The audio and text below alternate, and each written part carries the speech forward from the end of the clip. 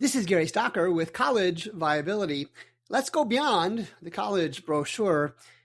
It was a city born of the gold rush, a place where dreams were either made of solid ore or vanished like the morning fog over the bay.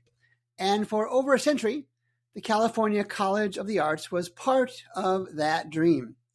It had two homes, one in the quiet, leafy streets of Oakland and another in the bustling heart of San Francisco. It was a place where the next generation of creators, of artists, went to find their voice. But a few years ago, the leaders of this storied institution decided that two homes was one too many.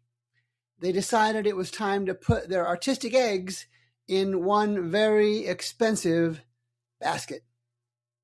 They called it the Double Ground. It was a vision of a unified campus, a massive 90,000 square foot expansion in San Francisco's design district. They imagined sprawling studios, heavy-duty workshops, and a place where art and industry would shake hands under a brand new roof. To build it, they had to walk away from their history in Oakland. They had to sell off the land that had held their secrets for 100 years. And they had to borrow money. They took on more than $70 million in debt to make the dream a reality. And on the day the ribbon was cut, the sun was shining. The buildings were beautiful. The ambition trap was set, but no one called it that. They called it the future. But as any art student will tell you, art requires a steady hand, and the ground beneath the California College of Arts was starting to shake. While the concrete was drying on the new expansion, the world outside was changing. Enrollment, the lifeblood of any college, started to dip significantly.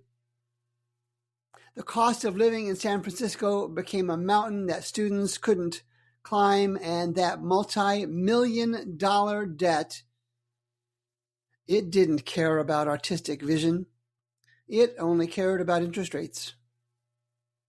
But there's a deeper question, a deeper story here, one that goes to the heart of the college trustee boardroom. You see, a trustee's job isn't to just cut ribbons on new buildings. It's to be the fiduciary, a steward, a protector of the college's long-term financial health. But at CCA, the whistleblowers and the faculty unions have been pointing to a different story. They describe a board that became so enamored with the San Francisco dream that they lost sight of the San Francisco reality. They had pledged the school's historic Oakland campus as collateral for millions in debt, betting that a shiny new building would somehow reverse a 30% drop in enrollment. Critics called it a financial freefall years before the first brick was even laid. They warned that the board might be prioritizing investment banks over the very adjunct professors and full-time professors who were teaching the classes on the college campus. While the trustees were celebrating a unified campus, the faculty and staff were taking a failing grade in their own compensation. The board bet the bedrock of the college, on a building. And when the enrollment didn't follow the blueprints, didn't follow the plan, they were left with a $90 million monument, $90 million debt monument to misplaced priorities. We call it growth. We call it modernization. We assume that if you build it, the students and the tuition money will follow. It's like the field of dreams in baseball. Build it, and they will come. That's not what happened. As the California College of the Arts settled into its new home, it found that the double ground had a double meaning.